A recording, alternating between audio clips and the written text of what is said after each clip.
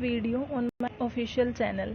सो आज हम business law के बारे में डिस्कस करेंगे और उसका स्टार्टिंग टॉपिक है द इंडियन कॉन्ट्रैक्ट एक्ट 1872। तो इंडियन कॉन्ट्रैक्ट एक्ट कब आया था? 1872 में आया था।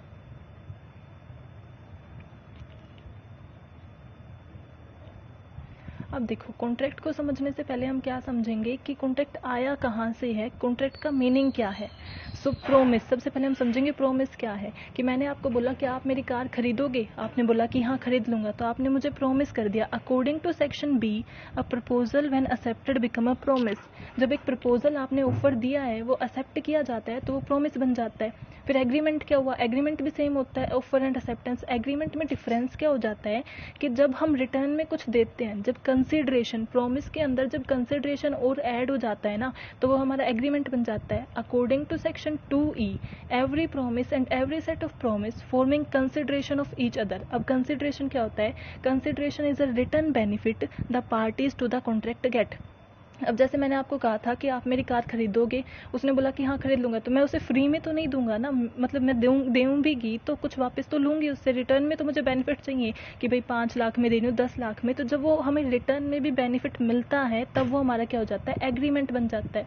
अब कॉन्ट्रैक्ट क्या होता है? According to section 2 sub section H, a contract is defined as an agreement enforced by law.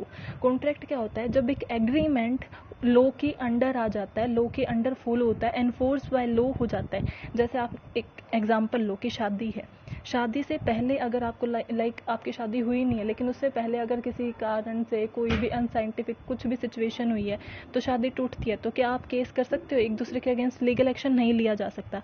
लेकिन अगर मैरिज के बाद आपको अलग होना है तो क्या आपको डिवोर्स लेना पड़ेगा। तो वो क्या है कि जो हमारा एग्रीमेंट था वो क्या हो गया? अब एनफोर्स्ड बाय लॉ हो चुका है। ठीक है, नेक्स्ट। अब एग्रीमेंट और कॉन्ट्रैक्ट में डिफरेंस करते हैं। देखो, एग्रीमेंट क्या होता है? ऑफर प्लस एक्सेप्टेंस, कि हमने ऑफर दिया, सामने वाले ने एक्सेप्ट किया और हमें बेनिफिट मिल रहा है। कॉन्ट्रैक्ट क्या होता है? Agreement plus it's legal enforceability, यानी कि वो लीगली एनफोर्स्ड हो। अब एग्रीमेंट क्या है? मे क्रिएट सोशल और लीगल ऑब्लिगेशन। अब जैसे मैरिज है, शुरू से हमने मीन्स जब एंगेजमेंट होती है ये सब होता है, तो वो क्या है? हमारी सोशल ऑब्लिगेशन है। या फिर आपके फादर ने आपके बर्थडे पे आपको प्रॉमिस किया कि मैं तुम्हें बाइक लेके दूंगा, तो वो क्या है? Social obligation. अगर उन्होंने नहीं लेके दी तो इसका मतलब ये तो नहीं है ना आप जाके पुलिस में केस कर दोगे, पेटिशन फाइल कर दोगे। Create only legal obligation between the parties. लेकिन कॉन्ट्रैक्ट में क्या होता है कि लीगल ऑब्लिगेशन होती है। जब आप लीगली एनफोर्स्ड हो जाते हो ना, वो कॉन्ट्रैक्ट के अंदर आता है। All agreement do not become contract. ऐसा जरूरी नहीं है कि सारे एग्रीमेंट कॉन्ट्रैक्ट बने, लेकिन एक कॉन्ट्रैक्ट होने के लिए हमने जैसे पहले देखा कि कॉन्ट्रैक्ट कहाँ से आता है? पहले प्रोमिस होता है, फिर एग्रीमेंट होता है और फिर कॉन्ट्रैक्ट बनता है। तो हर कॉन्ट्रैक्ट किस पे बेस होता है? एक एग्रीमेंट पे बेस होता है। ठीक है, consensus ad idem according to the section 13, meeting of minds और आइडेंटिटी ऑफ माइंड्स और receiving the same thing in a same sense at a same time. इसका मतलब क्या है कि जो हम समझ रहे हैं सामने वाले को उसी सेंस में वो चीज़ समझ में आए, तब हमारा एक कॉन्ट्रैक्ट हम लीगली मतलब एक माइंडेड में वो होता है कि हमने जिस तरीके से उसे बताना चाहे वो उसी तरीके से उसे समझे। जैसे मैंने बोला कि कार खरीदेगा, तो वो ये ना समझे कि मैं उसे फ्री में देने वाली हूँ। हमारे दोनों की माइंड की सिचुएशन सेम होनी चाहिए, वो सेंस सेम होनी चाहिए समझने की। Essential element of a contract to valid. तो हमारा फर्स्ट एसेंशियल क्या है? एसेंशियल क्या होते हैं कि अगर हमें अपना एक कॉन्ट्रैक्ट को वैलिड बताना है कि हाँ ये कॉन्ट्रैक्ट वैलिड है लॉ की आइज में, तो उसके लिए क्या क्या ज़रूरी है? A valid offer and acceptance, कि जो ऑफर है या एक्सेप्टेंस हो रहा है, ऑफर भी होना चाहिए, एक्सेप्टेंस भी होना चाहिए, लेकिन वो दोनों चीज़ वैलिड होनी चाहिए, इनवैलिड नहीं होनी चाहिए, इलीगल भी नहीं होनी चाहिए। सेकंड है intention to create legal relationship. अब हमने पहले भी पढ़ा कि हमारा कॉन्ट्रैक्ट कब बनेगा? जब उसमें लीगल रिलेशनशिप होगी। अगर उसके अंदर लीगल रिलेशनशिप नहीं है तो वो एक कॉन्ट्रैक्ट ही नहीं है। अगर कॉन्ट्रैक्ट नहीं है तो वो वैलिड कैसे होगा? तो हमारे दो चीज़ें क्या हो गई कि ऑफर एंड एक्सेप्टेंस, जो हम ऑफर दे रहे हैं किसी को वो वैलिड। ऐसा नहीं है कि हमने चोरी की हुई कार को हमने किसी को बेचना चाहा तो वो वैलिड कॉन्ट्रैक्ट के अंदर नहीं आएगा। Intention to create legal relationship, यानी कि हमारे अंदर लीगली रिलेशनशिप का इंटेंशन होना चाहिए। कंसेंसस एट आइटम, ये हमने पहले भी कहा था कि दोनों की जो सेंस है अंडरस्टैंडिंग की उस टाइम पे पर्टिकुलर टाइम पे सेम होनी चाहिए, समझना चाहिए कि वो क्या दे रहा है, क्या एक्सेप्ट कर रहे हो आप, उसे समझना चाहिए। सेकंड है लॉफुल कंसिडरेशन, कि हमें मीन्स लॉफुल कंसिडरेशन यानी कि बेनिफिट, हमें जो कंसिडरेशन क्या बताया था कि हम जो बेनिफिट रिटर्न में प्रोवाइड करते हैं वो भी लॉफुल होना चाहिए। जैसे हमने पहले कहा कि ऑफर जो है वो हमारा वैलिड होना चाहिए, ऐसे ही हमारा जो रिटर्न है वो भी वैलिड ही होना चाहिए। नेक्स्ट है capacity to contract. Capacity to contract का मीनिंग है कि जो भी हमारे जिसके बीच में कॉन्ट्रैक्ट हो रहा है वो दोनों क्या होना चाहिए, एक तो मेजर होने चाहिए, कैपेबल होने चाहिए कॉन्ट्रैक्ट के अंडर। जैसे मेजर क्या, अब इंडिया में मेजर क्या होते हैं, जो 18 ईयर से अबव के होते हैं। हर कंट्री में ऐसा अलग हो सकता है, कंट्री वाइज हम अलग अलग मेजर का एज हो सकती है, लेकिन इंडिया में क्या है, जो 18 से ऊपर है, तो जिसके भी साथ आप कॉन्ट्रैक्ट में आ रहे हो ना वो मेजर होना चाहिए। अगर आपने माइनर के साथ 18 से ईयर से छोटे के साथ अगर आप कॉन्ट्रैक्ट में आए हो तो उसमें माइनर का कोई लॉस नहीं होगा, लेकिन आगे लॉस सिर्फ आपका होगा। अगर उसे कोई बेनिफिट मिला है तो वो उस बेनिफिट को गेन करेगा, लेकिन लॉस आपको सफ़र करना पड़ेगा। और ऐसे ही हमारी कैपेसिटी में क्या होता है कि उसको मतलब वो साउंड माइंड में होना चाहिए, लाइक तब उसने कोई वो ड्रंक ना कर रखा हो या फिर कोई अलग तरीके से, मतलब वो उस टाइम पे अपने सही माइंड साउंड नहीं कर रहा हो, उसका अलग तरीके से, लाइक वो डिस्क्वालीफाइड है जिस भी तरीके से, किसी किसी अलग अलग वे से। नेक्स्ट है फ्री कंसेंट। कंसेंट क्या होता है कि एग्री होना। अब मैंने तुम्हें ऑफर दिया था कार का, आप एग्री हो गए, तो वो क्या है कि हाँ भाई, लेकिन मानो वो कंसेंट था आपका। फ्री कंसेंट क्या हुआ फिर, कि मैंने आपको फोर्स कर रखा था, मैंने आपको इमोशनल ब्लैकमेल किया, या फिर मैंने गन के मतलब ऐसे आपको गन दिखाई कि आपको मेरी कार खरीदनी ही पड़ेगी, तो वो फ्री कंसेंट नहीं होता। फ्री कंसेंट क्या होता है, जब आप फ्रीली अपने माइंड से एग्री होते हो कि हाँ मैं ये ऑफर एक्सेप्ट करता हूँ, तभी वो एक वैलिड कॉन्ट्रैक्ट है। नेक्स्ट है लीगैलिटी ऑफ ऑब्जेक्ट, कि लीगल होने चाहिए। नेक्स्ट है पॉसिबिलिटी ऑफ परफॉर्मेंस, ये इसका मतलब होता है कि पॉसिबल होना चाहिए, जो भी हमारा एग्रीमेंट हम कर रहे हैं वो इम्पॉसिबल नहीं होना चाहिए। जो भी हमने कॉन्ट्रैक्ट किया है, हमने ऐसा कॉन्ट्रैक्ट भी किसी भी ऐसे कॉन्ट्रैक्ट के अंडर नहीं आना चाहिए जो करना जैसे आप बोलो कि मैं एक डेड को मैं उसको लाइव कर दूंगा, आप मुझे 50 लाख रुपए दो। जब हम मरे हुए इंसान को जिंदा दोबारा कर ही नहीं सकते, वो तो इम्पॉसिबल है, तो वो तो हमारे कॉन्ट्रैक्ट के अंडर आएगा ही नहीं ना। और नेक्स्ट है राइटिंग एंड रजिस्ट्रेशन। इसका मतलब ये है कि जैसे अब आप देखो तो कुछ कॉन्ट्रैक्ट ऐसे होते हैं जिसमें रजिस्ट्रेशन की नीड नहीं होती, लेकिन कुछ जैसे अगर आप प्रॉपर्टी ट्रांसफ़र कर रहे हो तो उसमें राइटिंग एंड रजिस्ट्रेशन की नीड होती है। तो अगर आप जैसे आपको बी को अपनी प्रॉपर्टी ट्रांसफ़र करनी है तो उसे रजिस्ट्रेशन कराना पड़ेगा, बहुत सी फॉर्मेलिटीज़ पूरी करनी पड़ेंगी, तो वो क्या है कि वो एसेंशियल्स हैं, उसके बिना आप नहीं कर सकते हो। नेक्स्ट है क्लासिफिकेशन ऑफ कॉन्ट्रैक्ट। हमारे कॉन्ट्रैक्ट कैसे क्लासिफिकेशन होते हैं, तो उसके 3 हैं, legal effect, performance and formation. Legal में है valid contract, void contract, voidable contract, enforceable contract, illegal contract. ऐसे ही है unilateral contract, bilateral, executed, executory, express, implied and QC. ये हम आगे कर रहे हैं अभी। Type of contract based on the legal effect. Legal effect में क्या था, फर्स्ट है valid contract. If all the condition are fulfilled it is called a valid contract. अभी हमने क्या पढ़ा था कि इसेंशियल्स ऑफ वैलिड कॉन्ट्रैक्ट, अगर वो सारे इसेंशियल्स फुलफिल किए जाते हैं पार्टीज के थ्रू, दोनों पार्टीज ने उन्हें फुलफिल किया है, तो वो एक वैलिड कॉन्ट्रैक्ट होगा।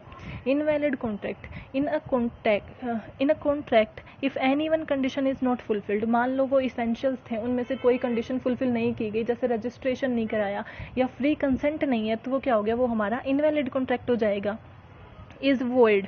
अब वॉइड क्या होता है, वॉइड कॉन्ट्रैक्ट भी होते हैं। N agreement which is not valid from the beginning, जो शुरुआत से ही मीन्स आपने माइनर के साथ कर लिया, आप माइनर के साथ कॉन्ट्रैक्ट में या एग्रीमेंट में आ रहे हो, तो वो शुरुआत से ही क्या हो गया, वो मतलब वो कोई कॉन्ट्रैक्ट एग्जिस्ट ही नहीं किया, क्योंकि माइनर के साथ आप कर ही नहीं सकते, वो वैलिड में आता ही नहीं है, तो वो क्या हो जाएगा, वॉइड कॉन्ट्रैक्ट हो जाएगा।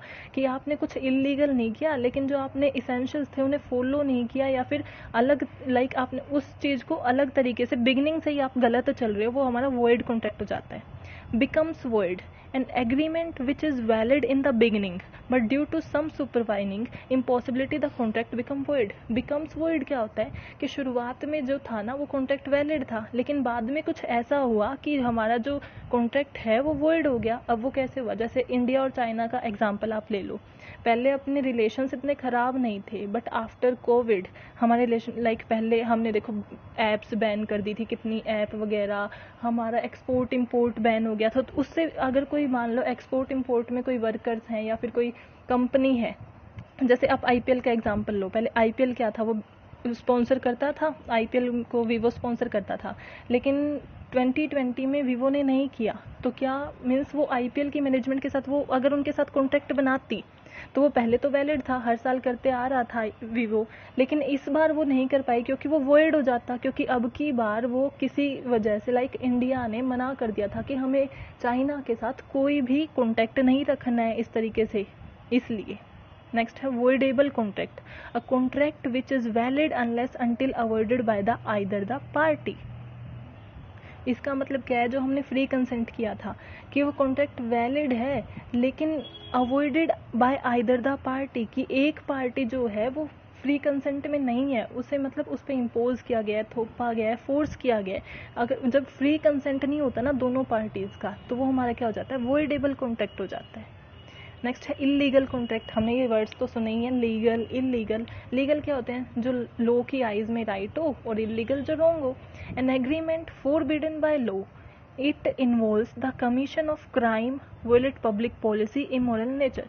यानी कि जो लॉ की आइज में गलत है वो क्या होता है कि हमने कोई क्राइम किया हो या फिर कुछ मीन्स पब्लिक को वायलेट कर रहे हैं, उन्हें एक्सप्लॉइट कर रहे हैं, तो वो क्या हो जाएगा, इलीगल कॉन्ट्रैक्ट के अंदर आ जाएगा। Enforceable contract, it is a valid but due to some technical defect the contract become void। देखो ये वैलिड होता है लेकिन कुछ टेक्निकल डिफेक्ट की वजह से, मान लो कि जैसे देखो in case defect are removed the contract is enforceable. Lack of registration, lack of signature, कि हमने बैंक से पैसे वगैरह निकलवाने थे या बैंक में पैसे डिपॉजिट कराने थे, हमने साइन नहीं किया, साइन करना भूल गए, गलत कर दिया, जो हमने पहले किया था वैसा नहीं किया, तो वो क्या हो जाएगा, एनफोर्सेबल कॉन्ट्रैक्ट, कि किसी टेक्निकल डिफेक्ट की वजह से अभी वो कॉन्ट्रैक्ट वैलिड नहीं है। Based on formation, express contract, when contract are either in a writing in oral, कि जब हमारा कॉन्ट्रैक्ट में रिटर्न और रजिस्ट्रेशन या फिर ओरल में होता है ना, वो हमारा क्या होता है, एक्सप्रेस कॉन्ट्रैक्ट। कि जैसे हम प्रॉपर्टी कराते हैं या फिर जैसे हम कार वगैरह खरीदते हैं, वो क्या राइटिंग या ओरल में होता है। लेकिन implied contract, when contract are neither in writing nor in oral, ना तो वो रिटर्न में होता है ना हम बोल के करते हैं, but inferred for the act or और circumstances of a particular case. लेकिन हमारे गेस्चर्स से, हमारे मीन्स कोई हमने एक्ट किया है उसकी वजह से हमारे कॉन्ट्रैक्ट में आता है। जैसे आप अभी ऑटो रिक्शा को आप रुकवाते हो, तो कई बार आप सिर्फ हाथ दिखा के रुकवा लेते हो, ना तो आप कुछ बोलते हो ना कुछ रिटर्न में होता है, तो वो क्या था, आपका एक गेस्चर था, आपका एक एक्ट था जिसकी वजह से आप कॉन्ट्रैक्ट में आए हो। Quasi contract, it is not actually entered into by the parties but is something imposed on a party by law। ये कौन से कॉन्ट्रैक्ट होते हैं, जो आपने इंटेंशनली किए ही नहीं। मान लो आप रिचार्ज कराने गए, आपने गलती से नंबर की डिजिट गलत बता दी, रिचार्ज किसी और के फ़ोन में हो गया, तो वो आपने इंटेंशनली नहीं किया, वो सिचुएशनल फैक्टर की वजह से हो गया। तब आप उस इंसान को कहते हो कि भाई अब आप मुझे या तो वो पैसे दे दो जितने का मैंने कराया, या फिर आप मेरे में रिचार्ज करा दो। अगर वो नहीं कराता है तो आप उसके अंदर लीगल एक्शन ले सकते हो। Based on performance, executed contract, in a contract where both the parties have performed their obligation, जो उन्हें जो essential perform करने थे, जो obligation perform करने थे, अगर सारे उन्होंने perform कर दिए हैं तो वो executed contract हो जाता है। लेकिन अगर कुछ बाकी हैं, दोनों पार्टीज के, एक पार्टीज का बाकी है या दोनों पार्टीज का थोड़ा बहुत बाकी है, तो वो क्या हो जाएगा, executory contract। Unilateral contract, in a contract one party has performed his obligation and other party is yet to perform his obligation, कि एक पार्टी ने अपनी सारी obligation perform कर दी है, दूसरी ने अभी तक की ही नहीं है, वो हमारा हो गया unilateral। Bilateral contract, in a contract where both parties have performed their obligation, bilateral and executory are same and interchangeable। Bilateral क्या होता है कि हमने दोनों पार्टीज ने अपने ऑब्लिगेशंस परफॉर्म कर दिए हैं, और एग्जीक्यूटिव और बायलेटरल लिटिल सेम ही होते हैं, बस थोड़ा बहुत इसमें डिफरेंस होता है, एक दूसरे के साथ इंटरचेंज भी हो जाते हैं। सो आज हमने कॉन्ट्रैक्ट का मीनिंग, उसके एसेंशियल्स और उसका क्लासिफिकेशन कवर किया है। नेक्स्ट हम रिमेनिंग, अब हमारा कॉन्ट्रैक्ट टॉपिक कंप्लीट हो गया फुल फ्लेज, सो हम उसे नेक्स्ट जो हमारा वो हम नेक्स्ट वीडियो में कवर करेंगे। Thank you, please subscribe my channel and share also. और अगर आपको कोई क्वेरी है तो आप कमेंट सेक्शन में